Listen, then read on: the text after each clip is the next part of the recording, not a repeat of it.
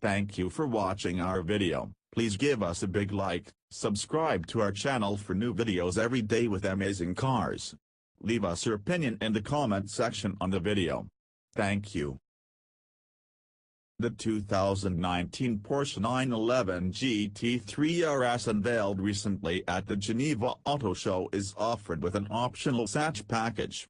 What in the world is that, you ask? Named after the Germantown Porsche's development center is in, it leverages technology that seeped down from the world of racing to shave about 40 pounds from the GT3 RS, which is not exactly a fat car to begin with. The package adds lightweight components such as carbon fiber shift paddles, carbon fiber trim on the steering wheel, and thinner carpet. It doesn't sound like much on paper, but it all adds up fairly quickly. Buyers who want an even lighter car, Porsche told us most of them do, can order magnesium wheels, too.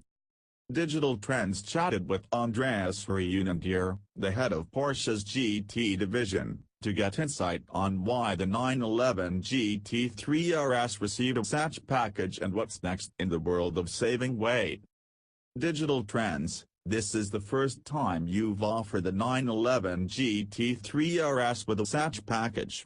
Why now? Andreas Preuninger: we had it on the 918 Spider and it was a great success.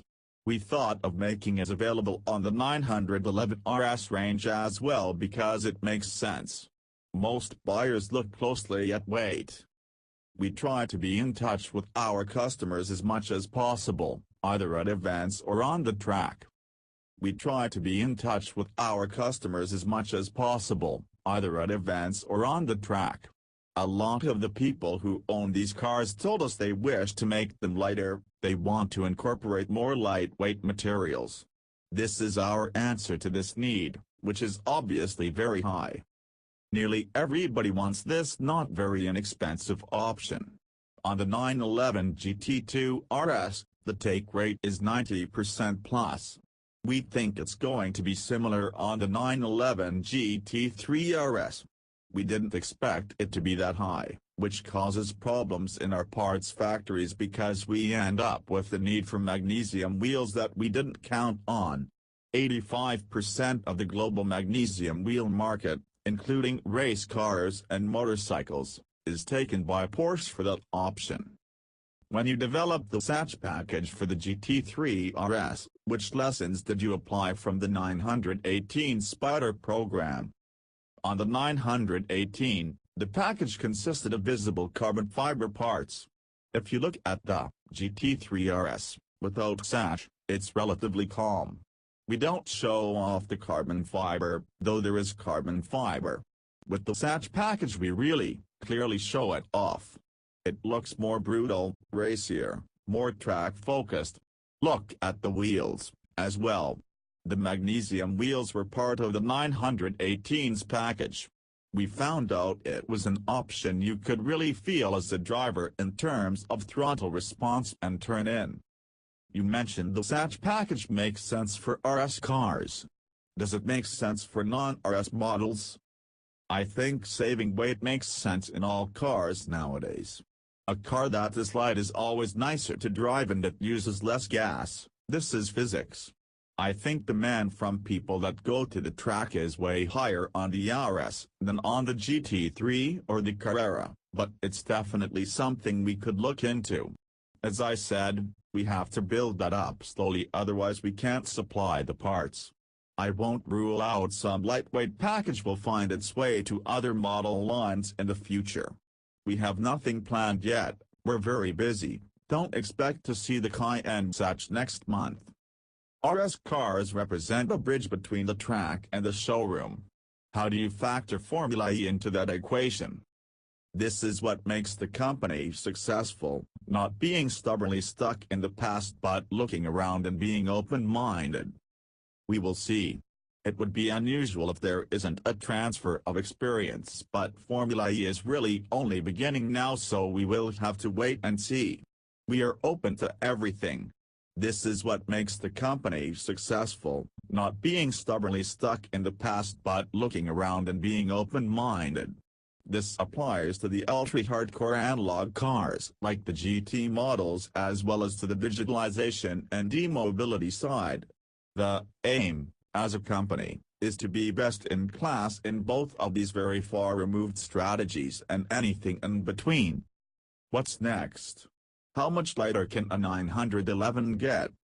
If you look at legislation around the world and certification needs, we're very close to what can be done while complying with safety and emissions regulations. On a race car you can leave out the catalytic converter or take out the carpet. We looked at how much weight we'd save by taking out the carpet and it wasn't much. And, when you toss out the carpet or the glove box it feels cheap. There are rattling noises, you're looking at holes in the dashboard. It's not desirable. If we took out everything we're legally allowed to, we'd save maybe 16 pounds, while sacrificing a lot of creature comforts. With an engine that makes 520 horsepower, it's not noticeable. It's like taking out the AC. It's actually possible on this car, but it's not something I would recommend. Does the manual transmission have any kind of future in RS cars? No. Offering one would be technologically possible, but we think with the touring package and the available manual transmission in the normal GT3 we have it sorted in the correct way. You have to be the strict father sometimes and say no, it's not good, it doesn't make sense. There's not much demand for one. I don't think we'd have more than a 10% take rate. Almost everybody understands our strategy. If a buyer wants a manual he can have one, but it will be in a standard GT3, not in the RS. Though, I'm sure we could sell a GT3 RS with the manual, no doubt, but not everything that sells makes sense. You have to be the strict father sometimes and say no, it's not good, it doesn't make sense. Besides, we have one production line for our sports cars. The more variants we build, the more complicated it gets. The parts have to arrive just in time to a certain spot on the production line.